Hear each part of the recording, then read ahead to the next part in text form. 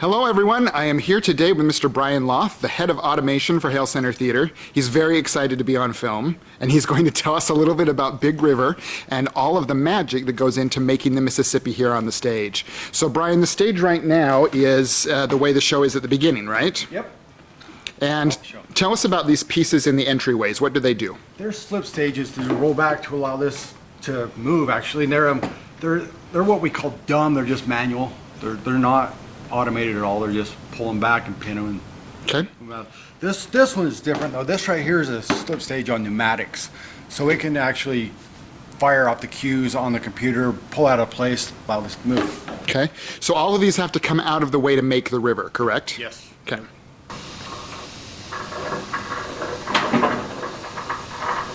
So you can hear the air of the pneumatics back there just barely. Obviously during the show you can't. In fact, when we move this piece, Brian, I'm always amazed without the show going how loud it is. Yes, it's very loud. It sounds like a real deck, all creaky and yeah. Because there's real wood and it's on a base of Aluminum.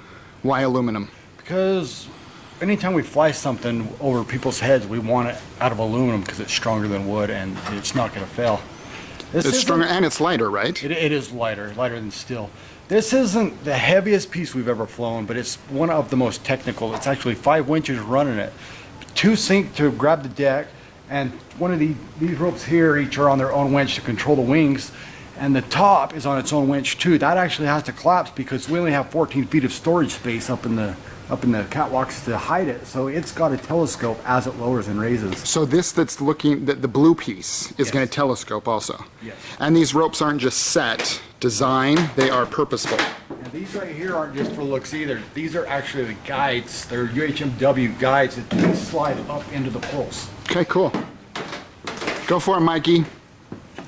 Platform flying out.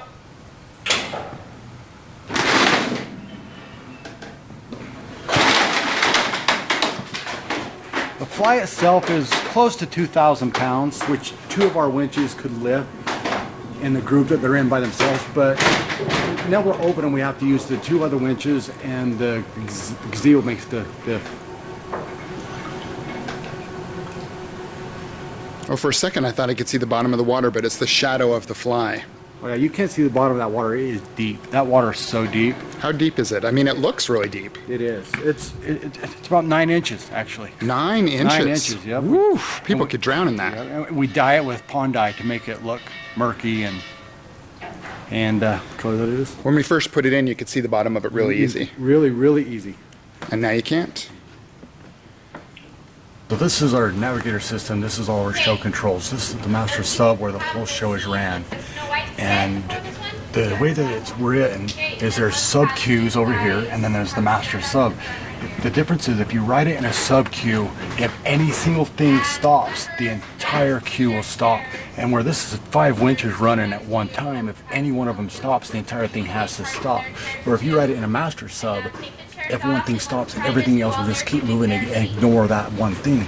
So like this right here, we have an axis group of 2 winches, another axis group of 2 winches, delays, and this is a cue that I can write through the IOs to just fire an output to make the pneumatic stage, the west slip stage, go in or out. Was that English?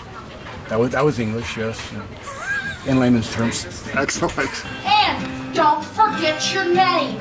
Sarah Mary Williams, George Alexander Peters. When I got back to the canoe, I shoved back to the island in a hurry. Jim was laid out, sound asleep. When I got there, get up, Jim! They're after us and we ain't got a minute to lose. A high boat within the pool. Forget that, just shove her out and I'll lay into that pole, Jim. Look out, Green.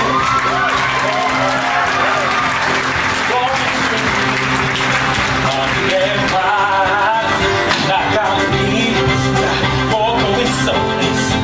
And I got me time for go back and ride.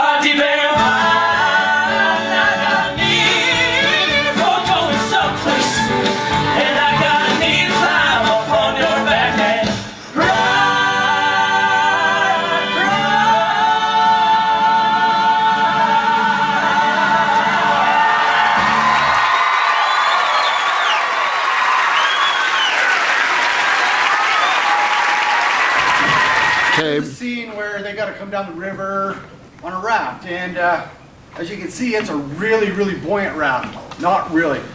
And when I say the lake is 9 inches, the river is actually 9 inches, but then we had to build a false floor in it. So this over here is actually floating, but there's casters underneath it that will land on that false deck to stop it from going under the water. See, I cannot, no matter what I do, get this to leak water. The hardest part about getting the rain is getting the water up here. The rest is pretty simple. It's just getting the hose through the ceiling, so it's ran at full pressure up through. We got a 110 volt valve going through your standard 360-degree sprinkler head, and as the fly's up, it actually will hit the bottom of the wings and spread evenly, and it gives us the perfect rain. Awesome. So it actually, you're using the set piece for the rain to happen. It contains the rain to where it falls directly into the pool and doesn't go out past toward the audience or even to the outer deck. On the run, why need some place just trying to find the sun? Whether the sunshine, whether the rain, river, I love you just the same. On the floor, they pull from bombs 2 and 3 to where we can filter the entire pool, and then those pipes going up right there put it back in bomb 1 so we get a full circulation filter. The filter itself is a sand filter, so it's great for a large body of water like that. We've got it set up with these valves you see on the ground here. In case of emergency, we can actually close some, open this blue one, and then it goes straight down to our pit into our sump pumps to where we could drain the entire 9,000 gallons in an hour or so. Wow. And these little pieces of wood that are glued to the floor along here, they are for? They are for if we get any little leaks, they will filter all the way back down. They're silicone down to where they're kind of like their own little dam, to where it will filter back down and go back into the sumps and go out on our distribution system. Did that work the day that hose blew or something? No, actually.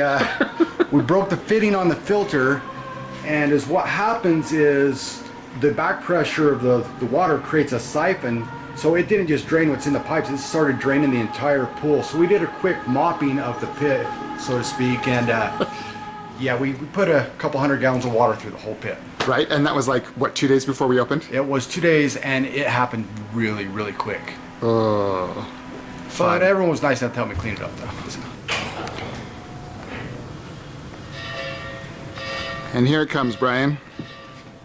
And it's not necessary to make the gazebo telescope like this. We can make it do it at the same time, but it's so cool and so much work, I just wanted to show it off. So that's why we were at the queue like this. I really do think people like, part of what they like here is seeing the technology do its tricks. So I agree with you. The 2 outer winches are static right now. They're not moving. The way the thing is, and then once it gets level, that's when everything moves together to lower it. And the telescope.